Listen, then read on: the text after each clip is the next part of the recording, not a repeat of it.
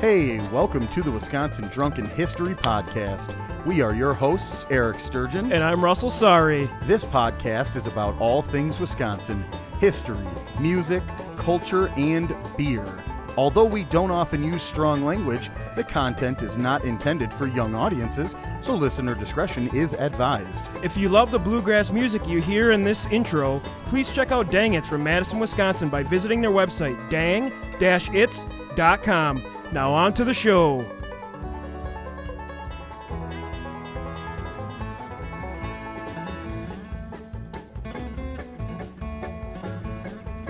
Hey everyone, and welcome back to the Wisconsin Drunken History Podcast.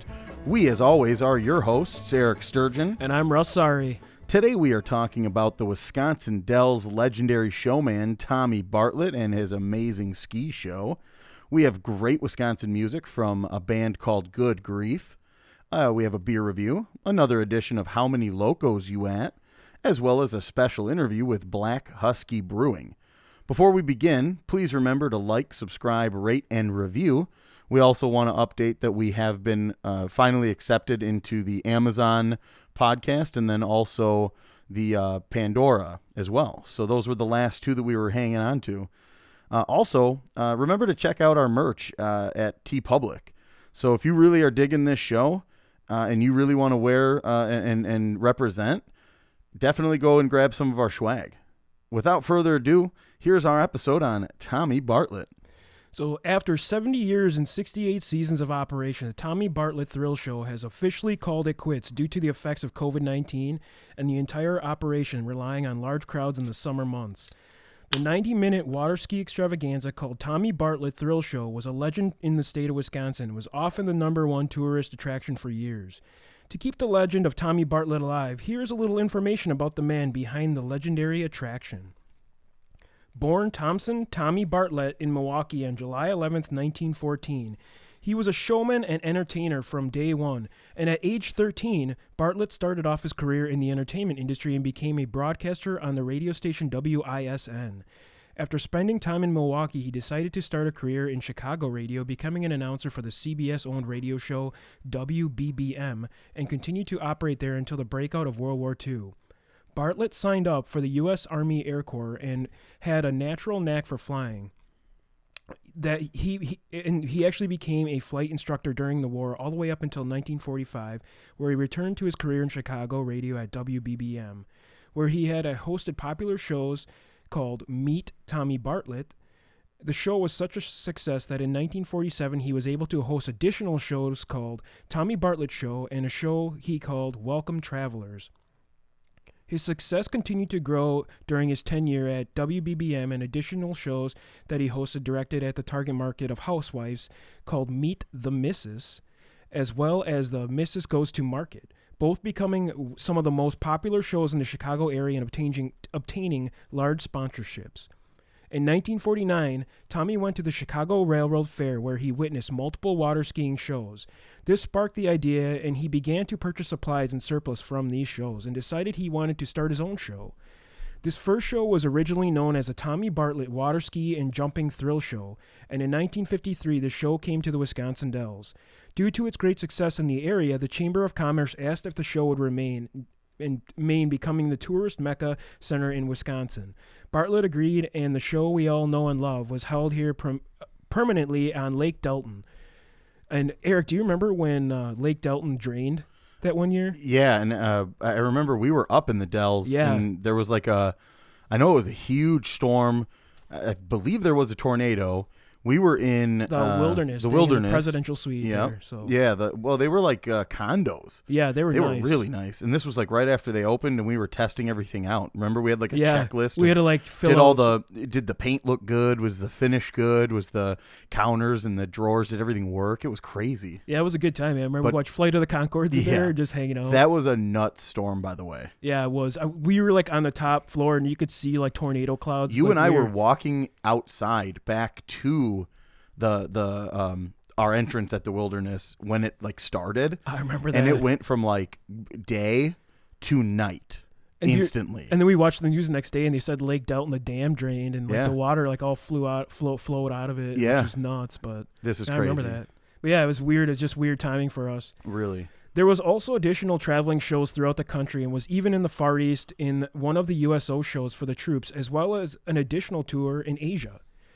Thanks to his great relationship with Mercury Marine founder Karl Kiekehofer, this episode coming soon, Yeah. the show always had the latest and greatest boats and technology for all of his shows. His show is credited as making water skiing from a hobby to a major sport, and he also is credited with ski shows we all see today, and he was one of the who introduced the colorful costumes, jumping boats, night shows, ski jumping, skydivers, and making the show themes. Like, you know, when you see a theme, like they'll Right. have like a certain year or something, they'll do some kind of costume, like dolphins, This is water mermaids. skiing in the 20s, and you've got your flappers. Yeah, and- exactly. The show for 68 seasons was a massive success until 2020 when the show was canceled due to the lack of funding due to the coronavirus. And it's a massive blow to the Wisconsin Dells, as over the years, some 50 million people have been in attendance over the years. And in the 1970s, Tommy Bartlett opened the Robot World, a hands-on science museum, which is called Tommy Bartlett's Exploratory, and it's actually really cool. I don't know if you've ever been there. Yeah, that one I've checked out a few times. I remember as a little kid I was scared, but I went back a few years ago with Cal and Eric, and they loved it. I mean, there's pianos you can play. There's like robots. It's Yeah. kind of scary when I was a kid, though. I mean, it was pretty intense. Yeah, it's a really cool hands-on place.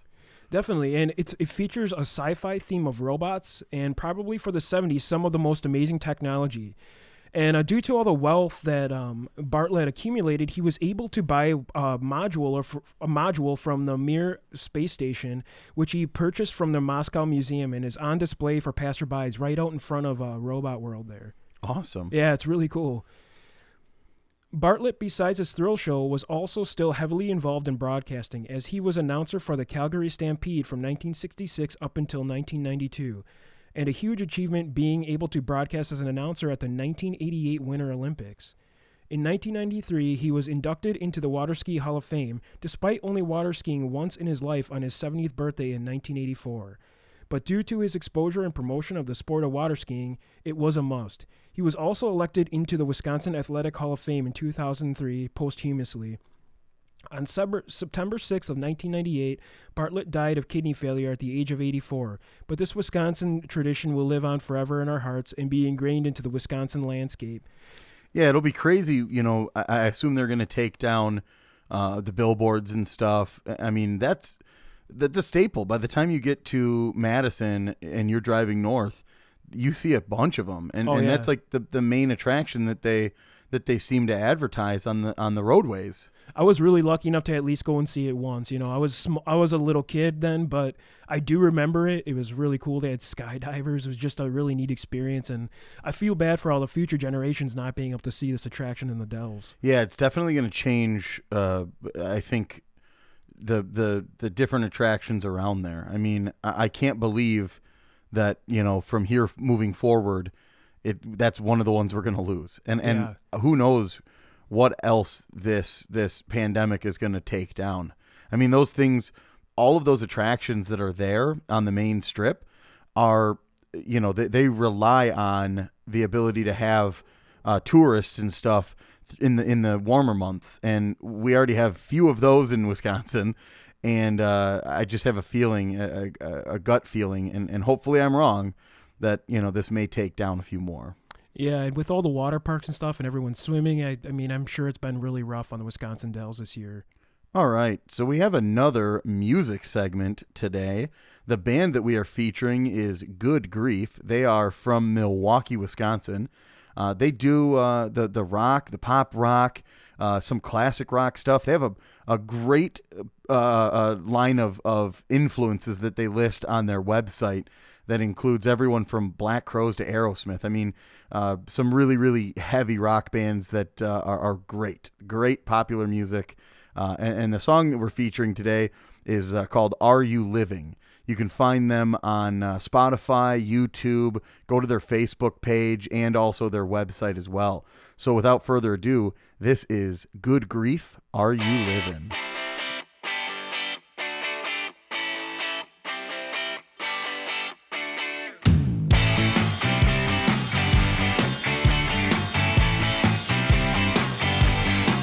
I'm on the run.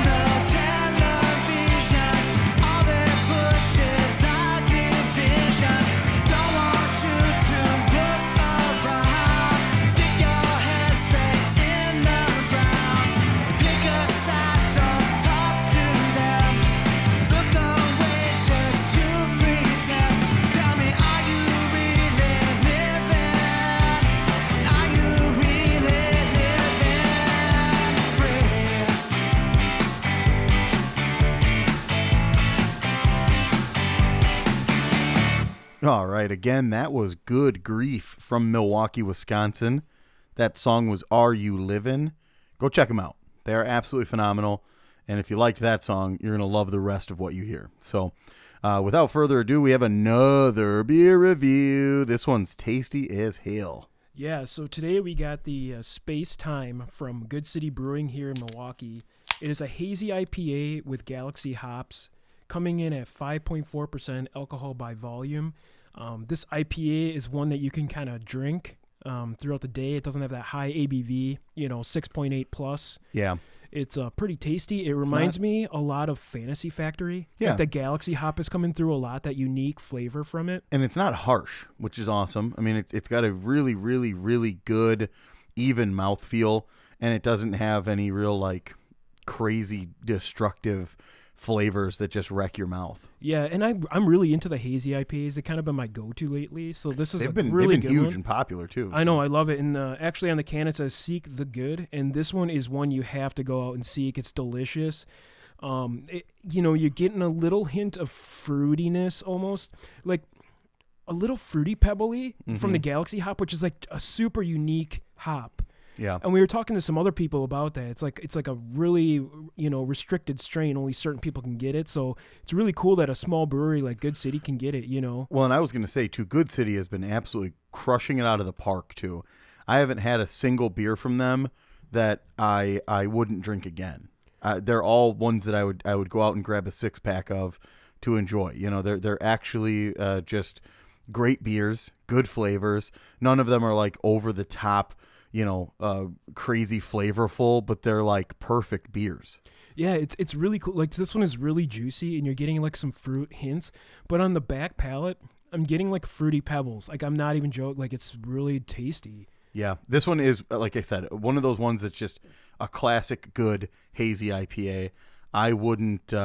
I again, there isn't a beer from Good City that I wouldn't go and grab again. They're knocking it out of the park. Yeah, definitely. So like the can says, seek the good, and go pick this one up at your local Woodman's or liquor store. It's a really tasty beer, and we highly recommend this one. It's that time again.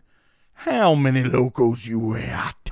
Yeah, today we got an interesting one from a 52-year-old Middleton man who is facing charge of his 5th OWI. This guy literally looks like Barf Reynolds. Yeah, it's like Burt Reynolds went down a really bad path. Real rough. He has like the stash and the hair, but it looks like he might have drank himself out of the Burt Reynolds phase. He's very sweaty in appearance, gross looking. So after being arrested in Rock County, deputies responded to West Highway 11 and South Severson Road about 8:15 p.m. Wednesday for a report of a motor vehicle on the side of the road. Deputies say the driver showed signs of impairment and was booked into the Rock County Jail. Authorities say he was arrested for operating a motor vehicle without owner's consent because the vehicle he was driving was stolen out of Madison. Wow. And you know what? Hey, he made it all the way from Madison in Dane County to wherever he was here in Rock County on 11. I'm assuming that's near Janesville. Smokey the Meth and the Bandit. Yeah, that's dude. This guy. The package that he was traveling was just a big old meth rock. Yeah, and this guy, he looks like if he would have took a good path, he could have been in a Western movie or something. Easily. He looks like he has that gravelly voice. Yeah. He's got that rough exterior. He could definitely be one of those, like you said, in a Western or yeah. He's honestly he could have had a bright future. No, for sure. If he just had done a few less lines and smoked a little less rock. Yeah, and we got to be honest about this guy. He's not a loco drinker. No, he's a Hams. He doesn't even know what it is. Yeah, he's like a Hams or an Old Style guy. Mm-hmm. Maybe Coors. He might be a Coors drinker. Yeah. And not to say Probably those beers not are bad, that but classy. he's not a local drinker. Let's be honest here. Well, and he doesn't like craft beers, is what we're trying to say. He's definitely more of I'm going to grab a 30-pack of something that costs me about $10. In this guy's pocket, buck knife, Marbreds, Hams, and a wallet. and like a small saran wrap baggie of something that we can't identify. John Wayne belt buckle. John Wayne belt buckle?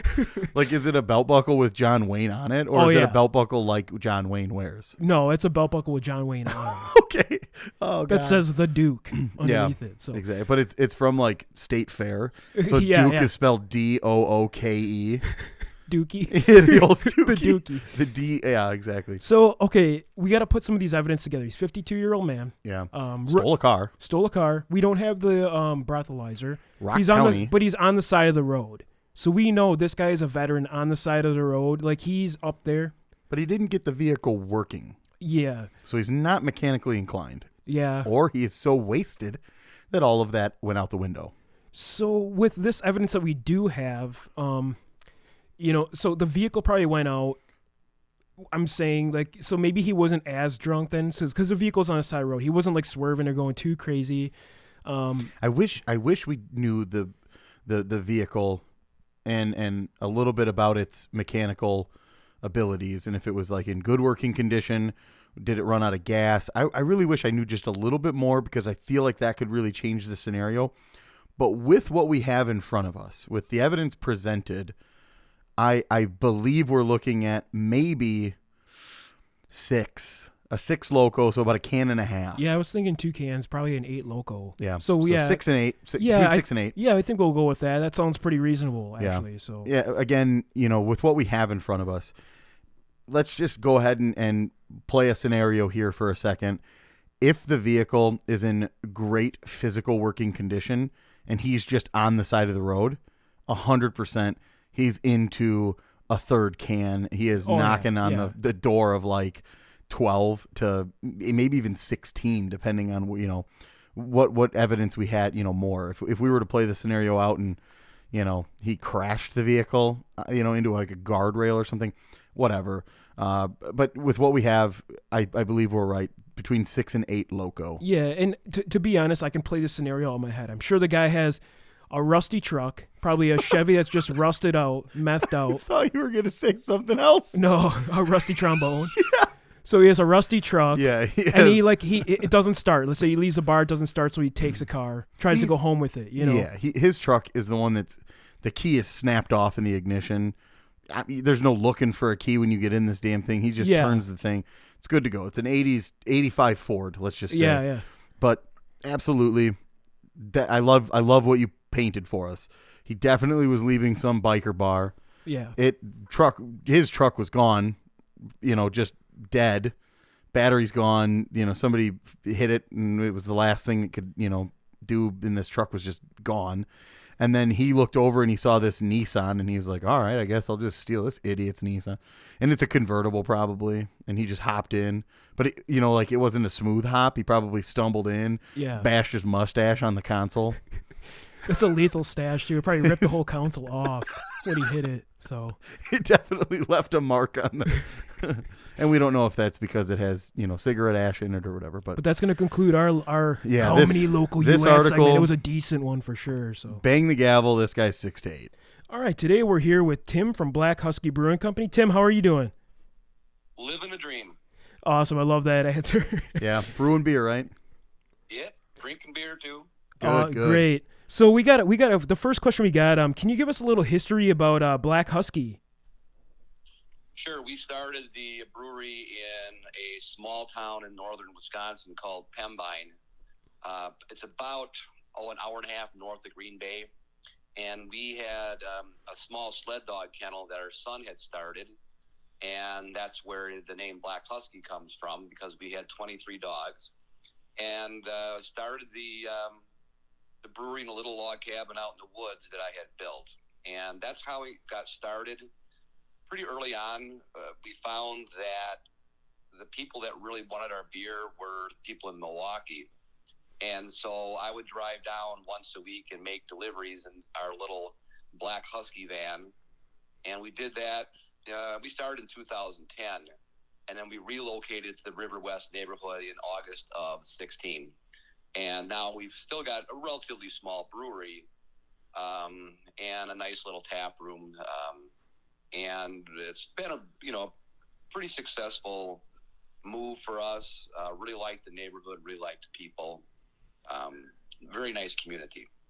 Yeah, we both have connections with River West, actually. Yeah, and I've been to the tap room, and I think it's absolutely a phenomenal. The little front little porch area thing that's there with like the little pea gravel, and you can sit and have your dogs there, and then you can come inside too. I love that.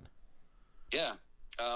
One of the things that when we were looking for a place, a building, an outdoor space was critical to us. And so that's just it's not a huge area, but it's nice, especially right now with everybody wanting to stay outside. Yeah, it is definitely a phenomenal location. So we had to ask, we had a guest on our show recently, and he said that you have a self-proclaimed worst brewery tour. That is correct. Oh, okay. Okay. I've done a brewery tour for a while, before the shutdown. And I have never really enjoyed doing brewery tours, but everybody just insisted upon having it. And so kind of our shtick on the whole thing, because first of all, I just didn't like doing them, and I think they're stupid. And especially a small place like us, it's not like you're going into a place where I'm taking you to the bottling room, that I'm taking you through where the kegging is and the packaging, and it's one fucking room. Exactly. Yeah. Yeah, you can. What's there to tour? Touring implies that you're going to be walking, and you're not. You're just going to sit there. I'm going to give you some beer, and I'm going to drone on for an hour. That's awesome. And but we're kind of forced into it just because that's what everybody does.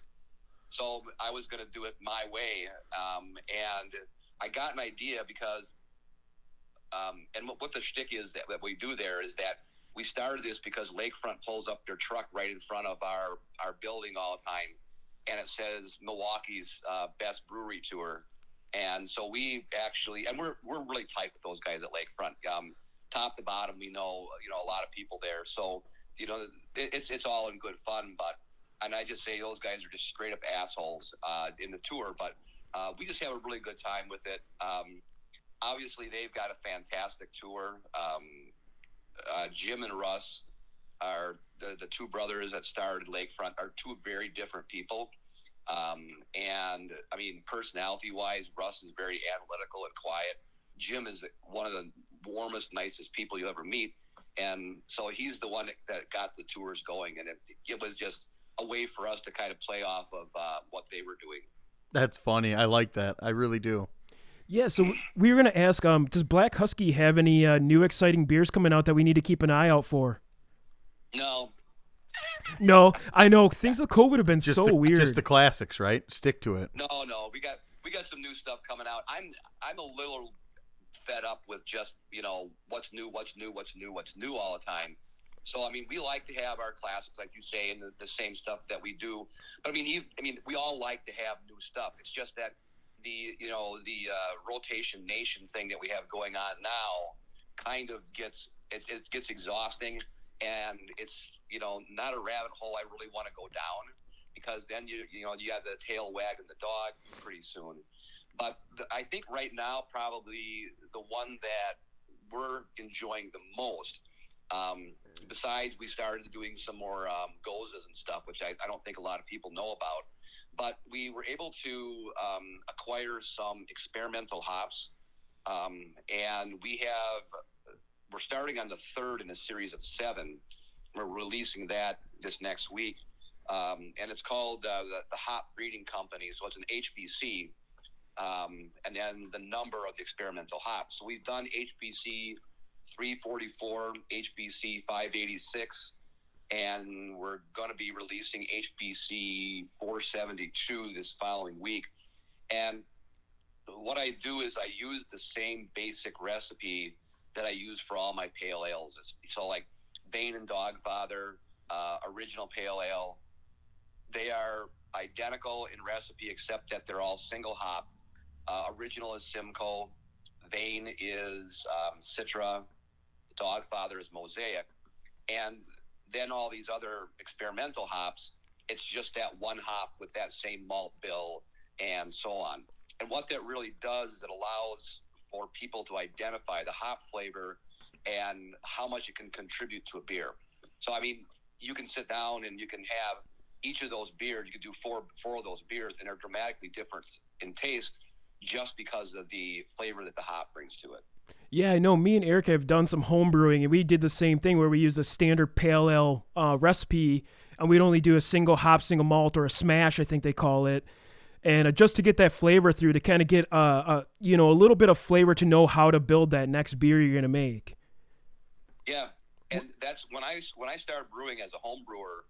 I was obsessed with Two Hearted Ale. Loved Two Hearted Ale. It's still one of my favorite beers. But what I really did was I would just brew. I would take one variable and I would change it. Maybe I would, so I would brew like over a weekend. I'd brew like 7 batches of beer, and I would do same hop schedule, same grain bill, and use 7 different yeasts, and then figure out which one I liked the best. Then the next time I would change up the hop or and so on. So that's kind of how I did things, and the result of that was I had a shit ton of beer to drink. So yeah, that's kind of what we did. I mean, we would change the caramel. The darker the caramel, try different caramels, the caramel malt. Try different base grains. Like you have your two row, and you could just mix it up a little bit and try different things. And we were really into that for a long time. I mean, we would spend weekends brewing just to get the flavors to see what we could come up with. And we had the same problem, I guess you could say, is that we just had a lot of beer to drink. Yeah. Yep. It's a good thing about having a lot of friends, though, because you could share with them. So. Absolutely. All right. So before we let you go, we do have our little How Wisconsin segment. You are, if you're ready to participate. Yep, I'm ready. All right. So the first one I got, Tim. So I know you're from up north. So how do you pronounce sauna? Do you do sauna or sauna? Sauna. Sauna. Sauna is not only a noun, it's a verb. You go to the sauna to sauna. Exactly. So that's the Finnish way. I just wanted to check with you. Yeah, we talk about that at the tours too. Oh, cool. About the sauna and kind of the Yooper culture, such as it is. Okay, so my grandma is from the south, so my grandpa lived up north. So there was the pasty versus the pasty. How do you pronounce it? It's pasty. Yep, that's the up north. And I agree. I think it is just pasty. Yeah, that's kind of the up north way to say it, and it is the correct terminology. My grandma used to call them pasties, and she'd send my grandpa up there, but my grandpa's like, if I'm going to get pasties, I'm going to Hurley, and I'm going to see some pasties. So I think your grandma was a weirdo, right? Yeah. She was a little freaky. All right, have you ever eaten a squeaky cheese curd? Of course I have. But the thing about you got to get them fresh, and you can't have them too cold. Agreed. You got to let them warm up a little bit, and then they squeak better. Yeah. Have you ever tailgated at a Brewers, Packers, or a Badgers game? Yes, I have. Not a Badgers game. I've only been to a couple Badgers games, and they just pack you in like sardines. Yeah. So, and I don't actually think I've done a Packer game, but a lot of Brewer games. Yeah. I think when we first moved from Pembine to Milwaukee, I think I was about 15 or 16. And I think that I went, my dad used to work at Harness Figure. And so that was really close to the stadium. So we would go walk down from the Harness Figure parking lot and then go hang out in the, do some tailgating. And back in the day, they would serve you even if you were 16 years old in the stadium. Oh, nice. Good times. Yeah. Sounds like it. So from being up north, have you ever seen a brown bear? Oh, yeah. We had one in our yard a couple months ago. Okay. Yeah, it's not something we get to see down here, but I know when I go and visit family up north, we always see a couple brown bears. I saw one in Rhinelander, which is a little south for a brown bear, I would say. But, yeah, it was pretty cool seeing one. Yeah. It's we do like seeing the critters. All right. Have you ever hit a deer? I have not. And part of that is because Tony has got really good at spotting deer. But, yeah, I have never hit a deer. Knock on wood. That's impressive. I've actually eaten deer that have been hit. That's not real uncommon. Yeah. But, Just a nice form of tenderizing, right? yeah, I'm not a real big fan of venison, to be honest with you. It's a little gamey. It's a I little like gamey, it. yeah. Yeah, I like it. When I get a deer, I usually mix it with a little pork to kind of give it a little more, I guess, Fattiness. yeah, a little less gamey taste. This is a controversial question. So, what do you consider up north? I think you got to be north of Green Bay. That's the line right there. I know maybe some people say Highway 64, Highway 8. I think that's probably pushing it a little bit. Yeah. Fond du Lac is not up north. Yeah, I agree. I'm kind of in that boat where it's anything north of Wausau when you're traveling up 51. Yep. Are- I think that's fair. Yeah, it's just kind of like you're out of the cities, like the major cities, and then you get down to that one lane highway, and you're up north. Yeah, and fewer farms, more woodland, stuff. That's where I think up north is. Exactly. Yeah. All right. So, have you ever been to a supper club, and do you have a favorite? Supper club? Yeah. Not a lot of supper clubs, but the one that I do enjoy going to is right in Pembine. It was started a little place there, and a couple named George and Mary Paris took an old rundown bar that used to be called Caroline's right there by the railroad tracks and where Old Branch is off of 141. And they opened that up, I would say early 2000s. And it's a solid place. George and Mary don't own it anymore, but it's called Paris and Pembine. Stretch is still the cook there. So if you go in there to get some supper there sometime or fish fry or anything, just say hi to Stretch. Will do. Awesome.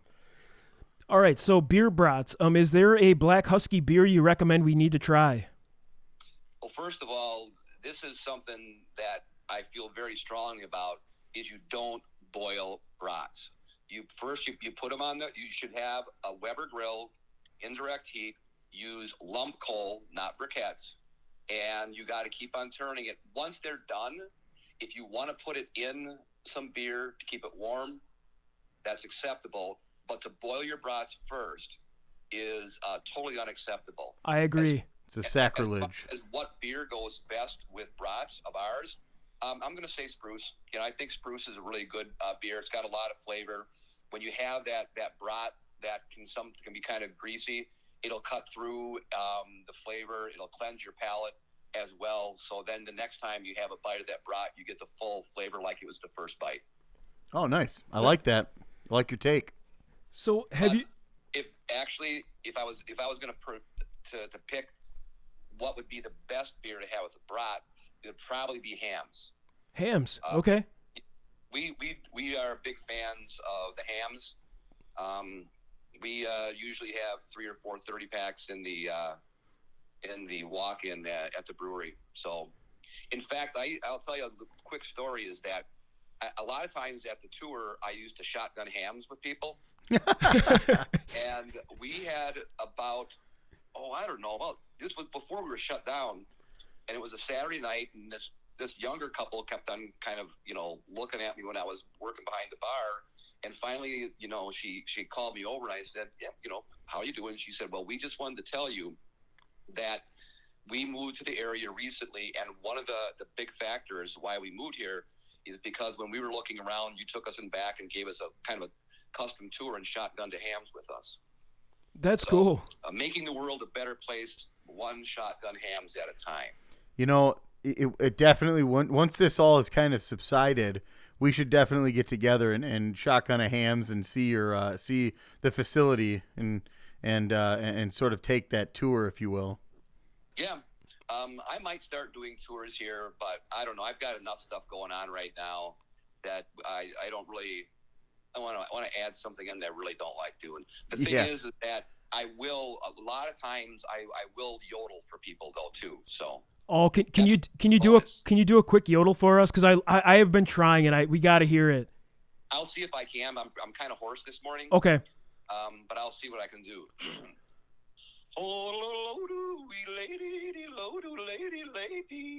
Oh, that's awesome.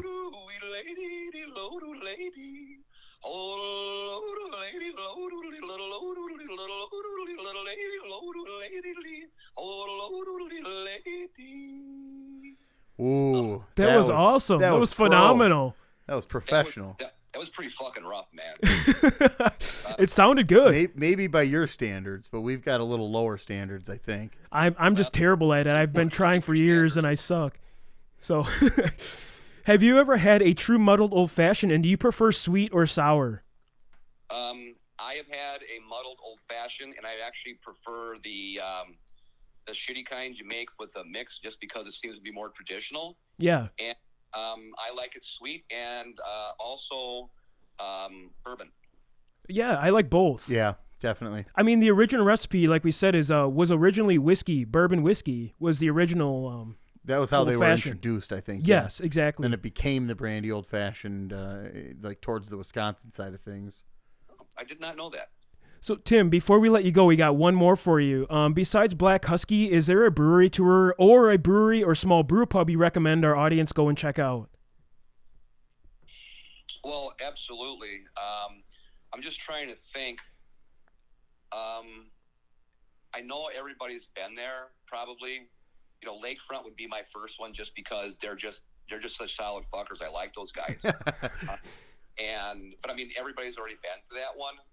Trying to think, what would be another one that I would probably choose? You know, it's hard. There's so many out there to go to right now. Right. Yeah. And different ones. You know, I do like the guys at Venture a lot. Okay. Simon's solid.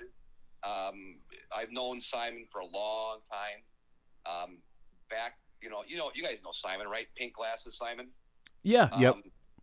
Yeah, he's the first time I met him, I was delivering beer at Stubby's, and he wanted to talk to me about starting a brewery, and I said, my advice is don't start a brewery. But he didn't listen to my advice. That's awesome. But Tim, we want to thank you again for taking the time to be on the podcast, and obviously we love Black Husky. We've reviewed, I think, a couple beers now, Dogfather, yeah, another one, I believe. Yeah, and we love the beer. Keep doing what you're doing, and hopefully one of these days we can make it out there and slam a hams with you. Yeah, that sounds great. I'm always there. Perfect. Thanks, Tim. All right, thanks a lot, fellas. All right, thanks. Have a good Sunday.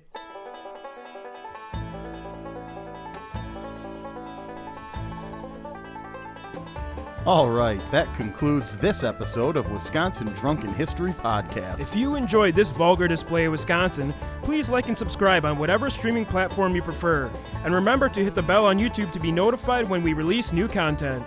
Also, if you have any suggestions or ideas for future episodes, please send us an email at widrunkenhistory@gmail.com or head over to our Facebook and Instagram pages. Thanks again for listening, and remember, as always, watch out for deer on your way home.